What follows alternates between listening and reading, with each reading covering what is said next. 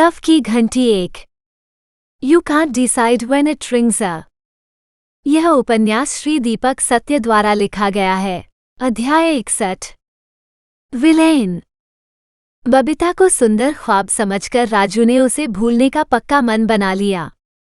एक सुबह वो कैंटीन मालिक से मिला और अपनी कहानी एडिट करके सुनाई।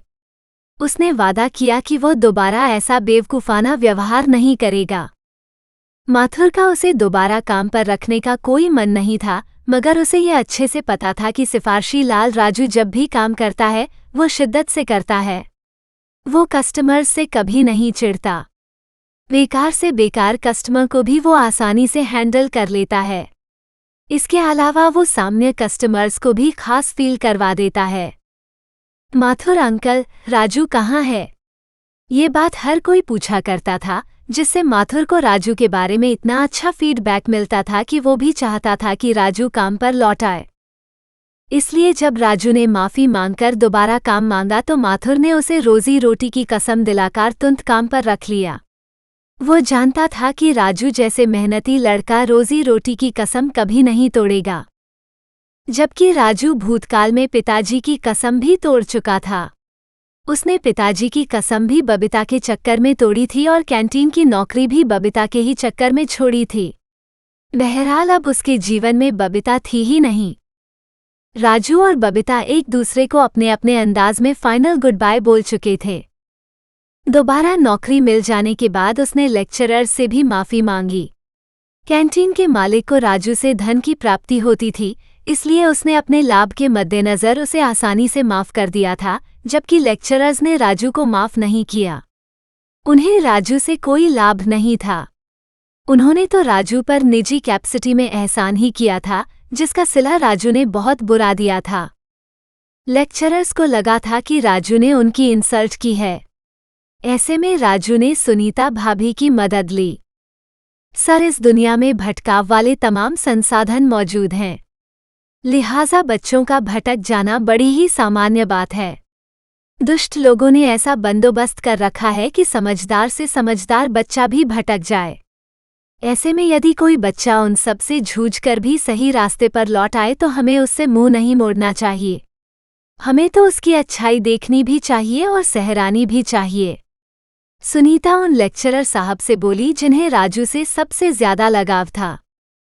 यह वही लेक्चरर साहब थे जो राजू के पहली बार भटक जाने पर उसे समझाने कैंटीन में आए थे।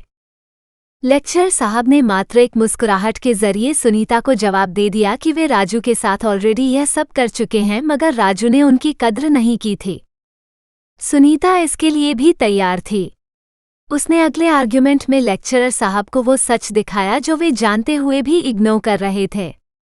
आप अपनी जगह सही हैं सर, आपने उसे मौका दिया मगर राजू ने आपकी कद्र नहीं की, इसलिए अब आप उसे दोबारा मौका नहीं देंगे। आप अपनी जगह सही हैं क्योंकि राजू आपका बेटा नहीं है।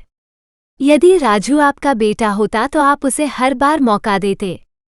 आप उसे बार बार तब तक मौके देते रहते जब तक कि वो सुधर नहीं जाता, क्योंकि आप यह अच्छे से जानते हैं कि दुष्ट लोग बच्चों को रेगुलरली अपने पास बुलाते रहते हैं। जब अच्छे लोग भटके हुए बच्चों से मुंह मोड़ लेते हैं तब उन्हें मजबूरी में उन्हीं बुरे लोगों के पास लौटना पड़ता है जो उन्हें लगातार बुला रहे होते हैं। सुनीता ने कहकर लेक्चरर साहब को चिंता में डाल दिया। सुनीता की बात 100% सच थी। प्रत्येक पिता अपने बेटे को हर बार माफ़ कर देता है, मगर जब बात दूसरे के बेटे की आती है जो लोग या तो सिद्धांतवादी बन जाते हैं या फिर अहंकारी बन जाते हैं। सुनीता की बात सुनने के बाद उन लेक्चरर साहब को अपनी गलती का एहसास हुआ। उन्हें ये बात भी समझ आ गई कि यदि उन्होंने राजू को एक और मौका नहीं दिया तो बुराई तो राजू को दूसरा मौका देने को तैयार ही बैठी है। सुनीता ने लेक्चरर साहब की बॉडी लैंग्वेज में चेंज देखा तो वो समझ गई कि लोहा गर्म हो गया है, अब हथौड़ा मार देना चाहिए। सर, आज आपके सिद्धांत आपको रोक रहे हैं, मगर कल को आपको अफसोस होगा कि एक मासूम बच्चा आपकी शरण में आया था मगर आपने उसे दोबारा घटिया लोगों के बीच फेंक दिया। सुनीता बोली। लेक्चरर साहब ने तुरंत सुनीता के सामने हाथ जोड़कर चुप होने को कहा। स्पष्ट था कि उन्हें सुनीता की सच्ची बातें समझ में आ गई थीं। पता नहीं राजू के प्रति उनके लगाव ने उन्हें मना दिया या फिर उनकी अच्छाई ने, मगर वो मान जरूर गए। उसी शाम को उन्होंने एक बार फिर कैंटीन में राजू को भगवान ब्रह्मा बनकर दर्शन दिए और उसे मुंह मांगे वरदान के रूप में शिक्षा का अधिकार मुफ्त में दोबारा दे गए। अति प्रसन्न राजू ने दोबारा से टाइम टेबल बनाया और पूरी शिद्दत से उसके अनुसार चलने लगा। लगभग 15 दिन उसे दिक्कत आई, मगर उसके बाद वो प्रोफेशनल की तरह बर्ताव करने लगा। समय से उठकर योग, प्राणायाम व पढ़ाई करके घर के कुछ कामों में हाथ बटाकर वो कैंटीन में आता और पूरी शिद्दत से कैंटीन में काम करने के बाद वो कसरत करने जाता।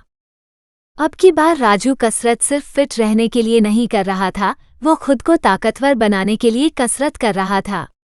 उसे जिम की छत से असहाय जीव की तरह गिरना अच्छे से याद जो था। कसरत के बाद वो दोस्तों के साथ दूध पीता और फिर शाम तक अच्छे से पढ़ाई करता। रात को घर लौटते हुए वो अपने हाथों में पत्थर उठाकर भागता था। दर्शन के छोटे भाई समीर ने उसे हिदायत दी थी, अपनी कलाइयों को मजबूत बनाने का ये सबसे आसान तरीका है। कुछ दिनों बाद राजू ने 2 खास पत्थर सिलेक्ट किए जो उसकी क्षमता से ज्यादा भारी थे। वो सुबह को उन पत्थरों को उठाकर पैदल बस स्टॉप जाता था, फिर शाम को उन्हीं को उठाकर वापस घर ले आता था। पत्थरों के भारीपन के कारण शुरुआत में उसकी रेस बंद हो गई थी, मगर जब धीरे धीरे उसकी कलाइयों की ताकत बढ़ने लगी तब वो धीमे धीमे भागने भी लगा। यदि राजू ने खुद को बहुत ज्यादा भटक जाने के बाद संभाल लिया था, जो बबीता तो कम भटकी थी। दीदी से प्यार की परिभाषा समझकर उसने खुद को समझा दिया कि उसके मन में राजू के लिए जो कुछ होता था वो हवस थी। इसके बबीता ने अपने दिमाग में 24 वर्ष की आयु को मील के पत्थर की तरह सेट कर लिया, ताकि जब भी उसके मन में दोबारा हवस जागे तो वो खुद को याद दिला सके कि अभी उसकी उम्र पढ़ने और नौकरी करने की है। जब वो सेटल हो जाएगी तब बाकी चीज़ों पर ध्यान दे सकती है। कुछ इस तरह से बबीता ने भी अपना पूरा फोकस पढ़ाई पर लगा दिया। दोनों दृढ़ता से अपने अपने टास्क पूरा करने में लगे हुए थे, मगर दोनों को एक दूसरे की याद प्रतिदिन आती थी। शुरुआत में वे इसे भटकाव समझते थे, मगर जब खुद से बहुत जूझने के बाद भी उन्हें याद आनी बंद न हुई तो उन्होंने उन यादों को दोस्त व सहेली की तरह अपना लिया। दोनों रोजाना एक दूसरे को याद करते थे, मगर सिर्फ एक प्यारी सी याद की तरह। हालांकि बबीता के पास कुछ कड़वी यादें भी थीं, मगर वो उन्हें केवल तब याद करती थी जब उसके मन में हार्मोन्स उधम मचाते थे। मैं 90% श्योर हूँ, मगर रिमेनिंग 10% नहीं जानती कि राजू के मन में हवस है या प्यार।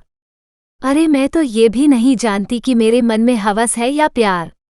फिर भी तुम्हें बेवकूफ़ी करनी है तो करो और पछताओ। याद ही होगा पिछली बार क्या हुआ था।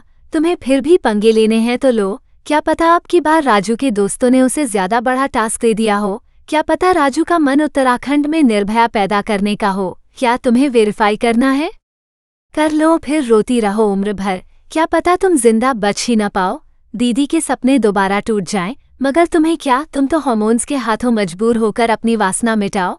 इस प्रकार की बातें बबीता खुद को डांटते हुए अपने दिमाग में कहती और किसी तरह खुद को डराते हुए शांत कर ही लेती। 1 महीने तक सब बढ़िया चला।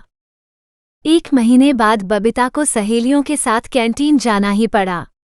कैंटीन के नाम से ही उसके दिमाग में राजू का चेहरा उभर आया था। क्लासरूम से लेकर कैंटीन तक उसके दिमाग में राजू के ख्याल आते रहे। कैसा होगा वो? क्या उसकी तबीयत ठीक होगी? क्या मुझे हेलो बोलना चाहिए? कहीं उसे ये तो नहीं लगेगा कि मैं उसे उकसा रही हूँ? ऐसा 1000 सवाल बबीता के दिमाग में खो खो खेलने लगे। बेहद खुशी से अपने काम में मग्न राजू ने जब बबीता को देखा तो उसके मुंह से ओए तेरी की निकला। बबीता ने तिरछी नजरों से देखा कि राजू तुरंत वहां से चला गया। पता नहीं क्यों उसे राजू की यह हरकत अच्छी नहीं लगी। जब राजू वहां से जा रहा था तब उसकी नज़र 2 ऐसे लड़कों पर पड़ी जिन्हें वहां नहीं होना चाहिए था। ये गुरीपाल और आशीष थे। पहले उसे लगा कि वे दोनों उससे मिलने आए थे, मगर गौर करने पर पता चला कि वे तो बबीता के पीछे आए थे। राजू के भागते कदम ठहर गए। बबीता जो उसे देख रही थी उसने राजू के रुकने की वजह का अंदाज़ा लगाना चाहा तो उसे वे दोनों लड़के दिखाई दे गए जिन्हें वो रोज़ उसके रास्ते में देखा करती थी। ये दोनों तो राजू के दोस्त हैं, बबीता बोली। बबीता कई दिनों ने उन्हें याद करने की कोशिश कर रही थी। आज उसे याद आया कि उसने इन दोनों को उस दिन राजू के साथ देखा था जिस दिन राजू ने उसे शराब पीकर प्रपोज किया था। बबीता ने देखा कि राजू ने चाय पी रहे एक लेक्चरर को उन दोनों लड़कों की शिकायत की जिन्होंने उन्हें वहां से भगा दिया। रिलैक्स होकर राजू ने पीछे मुड़कर देखा तो बबीता को देखते हुए पाया। वो पुनः वहां से भाग गया।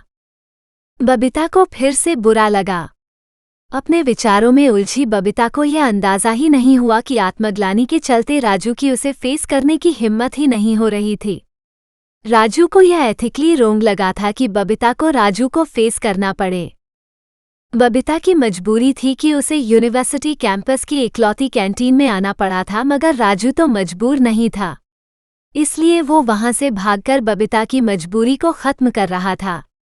उसे लग रहा था कि वो हीरो वाली हरकत कर रहा है, मगर बबीता को उसकी हरकतें विलेन जैसी लग रही थीं।